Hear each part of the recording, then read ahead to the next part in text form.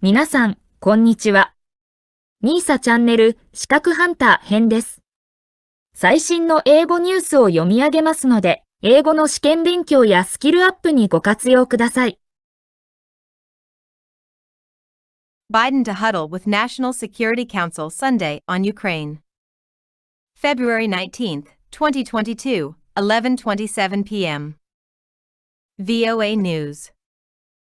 A Ukrainian serviceman points to the direction of the incoming shelling next to a building hit by a large-caliber mortar shell in the frontline village of Krymsk, Luhansk region, eastern Ukraine, February 19, 2022. U.S. President Joe Biden will meet with the National Security Council on Sunday, the White House announced Saturday as it reaffirmed that Russia could launch an attack against Ukraine at any time, White House Press Secretary Jen Psaki said. Psaki said Biden was briefed Saturday on Vice President Kamala Harris's meetings at the Munich Security Conference.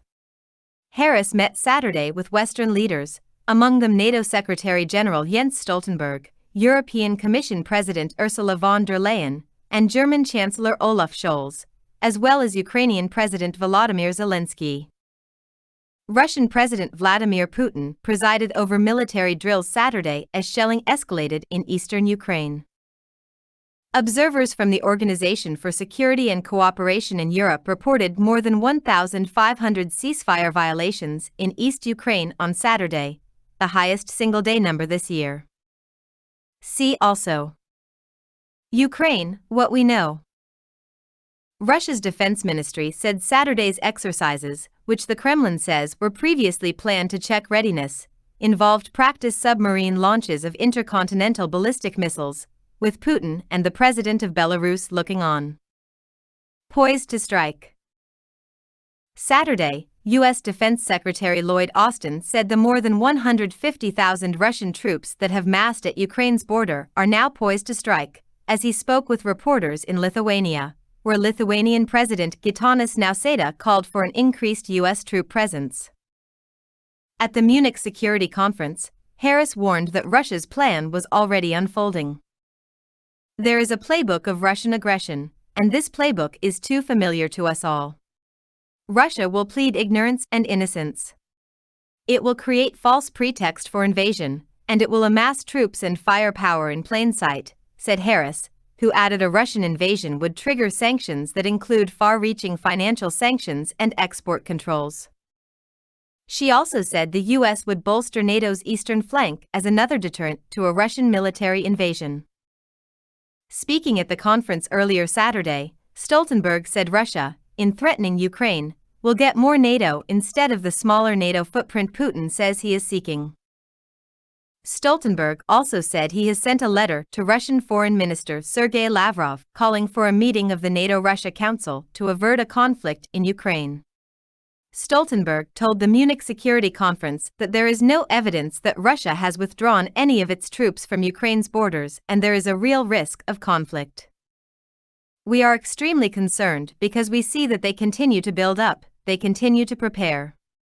And we have never in Europe seen, since the end of the Cold War, such a large concentration of combat-ready troops, Stoltenberg said. Ukraine's Zelensky met on the sidelines with Harris, as he sought to rally more military and financial support from Western allies. As he addressed the audience of high-level officials and security experts from around the world, Zelensky pushed back against U.S. predictions of an imminent Russian invasion, declaring "We do not think we need to panic," Agence France-Presse reported. British Prime Minister Boris Johnson, however, told the BBC that evidence points to Russia planning the biggest war in Europe since 1945. Fresh attacks.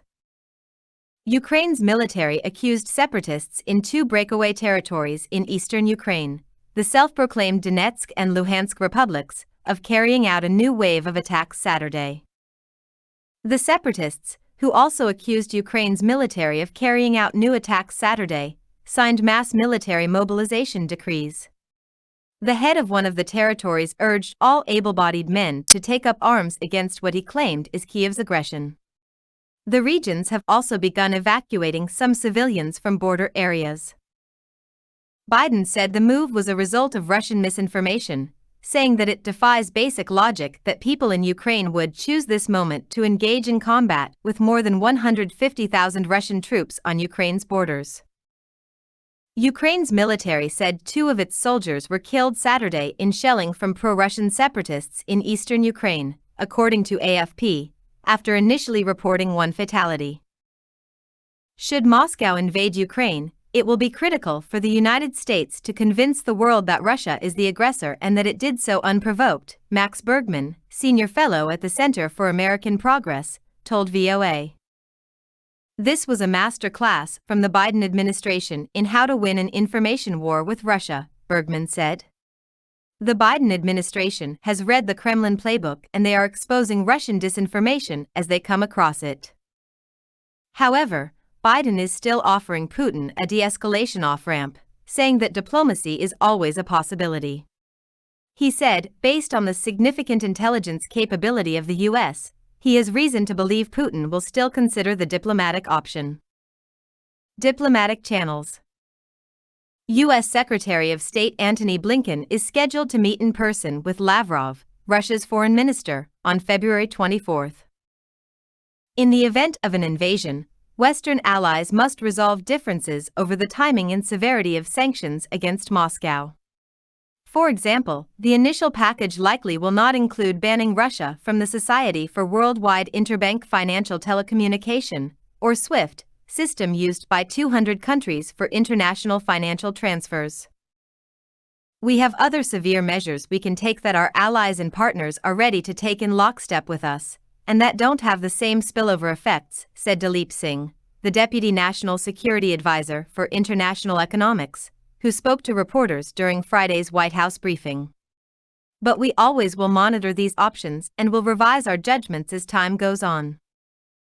Singh said U.S. measures are not designed to reduce Russia's ability to supply energy to the world, but that it would be a strategic mistake for Putin to retaliate against Western sanctions by cutting back energy supplies to Europe.